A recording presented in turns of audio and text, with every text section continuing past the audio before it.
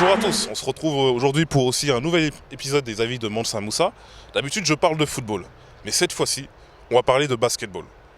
Il y a quelques jours, en tout cas hier, se disputait la finale de la Coupe du Monde junior de basketball, des U19, en Grèce, qui opposait les Maliens aux Américains.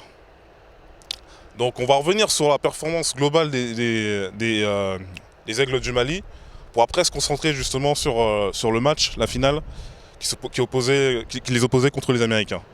Donc dès le début, les Aigles du Mali, en tout cas, démarrent bien le tournoi. Il faut rappeler qu'avant de démarrer ce tournoi-là, ils avaient déjà remporté des titres continentaux. Ils étaient champions en U14 et en U16 d'Afrique. Donc ils avaient déjà confirmé à l'échelle continentale. Mais là, cette fois-ci, l'enjeu, c'était de confirmer leur talent à une échelle mondiale.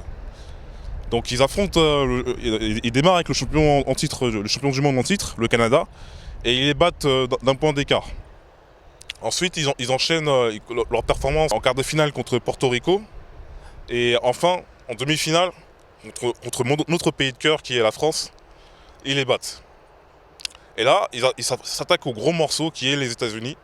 Les États-Unis, c'est quand même, on va dire, la nation numéro 1 de basketball.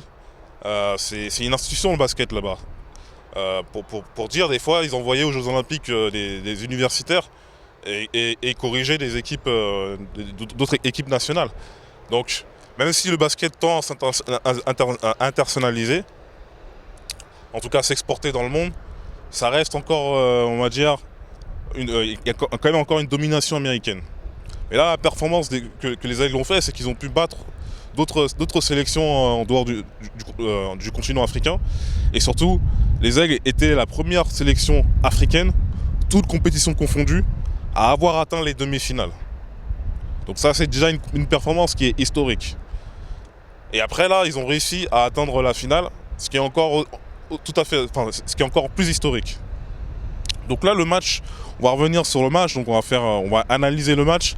Cette fois-ci, je ne vais pas trop m'attarder sur les forces et les faiblesses. Le match est serré. En tout cas, les Aigles font une bonne entame de match durant le premier quart-temps. Ils ont même le luxe de mener à la fin du premier quart-temps. Après, à la reprise du deuxième quart-temps, là aussi, les Aigles continuent. En tout cas, le match est serré. Il y a une bonne défense dans les deux équipes. En tout cas, les défenses arrivent à bâcher souvent les joueurs offensifs. Après, les joueurs arrivent quand même à marquer. En tout cas, ça se répond coup pour coup.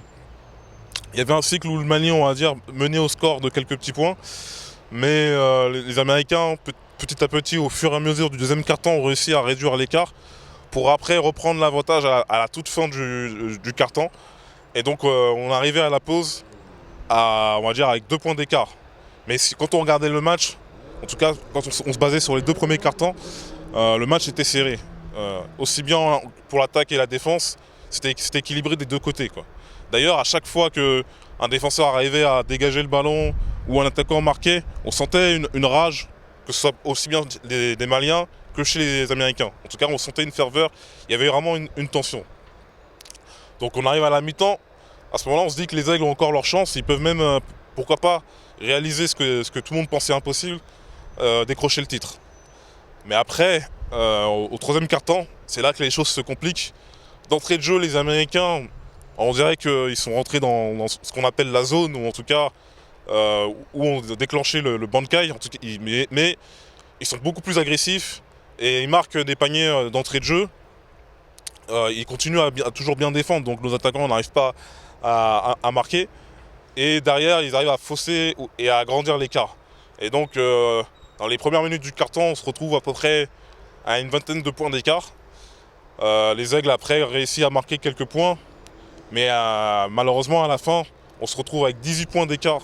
18 points d'écart à la fin du troisième quart-temps.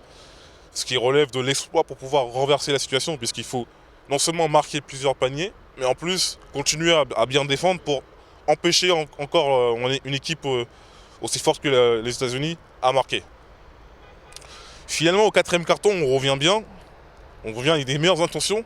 On arrive même à franchir la barre des 10 points d'écart. Donc à ce moment-là, je me dis, bon, on peut peut-être encore y croire, mais en face, c'est encore les États-Unis. Donc au final, on finit la rencontre avec 15 points d'écart.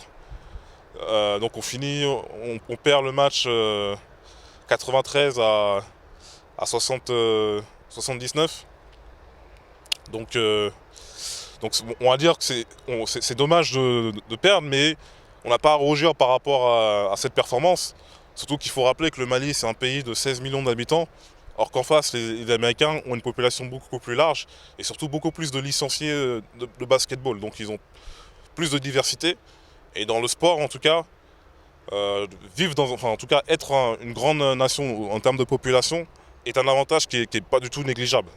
D'ailleurs, c'est pas un hasard si dans les Jeux Olympiques, on retrouve les États-Unis, la Chine et d'autres pays, d'autres pays du Nord puissants à rafler presque toutes les médailles, parce qu'il y a aussi la taille du pays qui joue.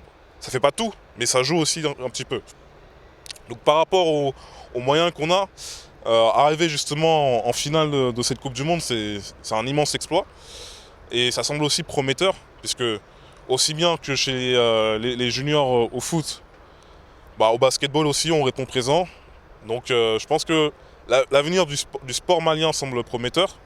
Maintenant j'espère qu'il y aura des gens qui vont investir, en tout cas au Mali, pour aider ces aiglons à devenir des vrais aigles et pourquoi pas prendre leur revanche sur les États-Unis ou confirmer ce qu'ils ont fait face aux autres nations.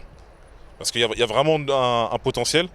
D'ailleurs, la NBA s'intéresse de près au continent africain. Il y aura une ligue semi-fermée qui va arriver, où des sélections vont s'affronter pour pouvoir... Enfin non, des équipes, des clubs vont s'affronter pour pouvoir entrer dans cette ligue qui va ressembler à une NBA africaine. Donc là, cette fois-ci, on peut voir que le Mali a une carte à jouer et il faudrait qu'on puisse la saisir. En tout cas, je suis fier de nos aiglons. Ils se sont battus jusqu'au bout, jusqu'à la fin. Et on n'a pas démérité. Et je pense qu'on a été l'équipe qui a posé le plus de difficultés aux États-Unis dans ce tournoi.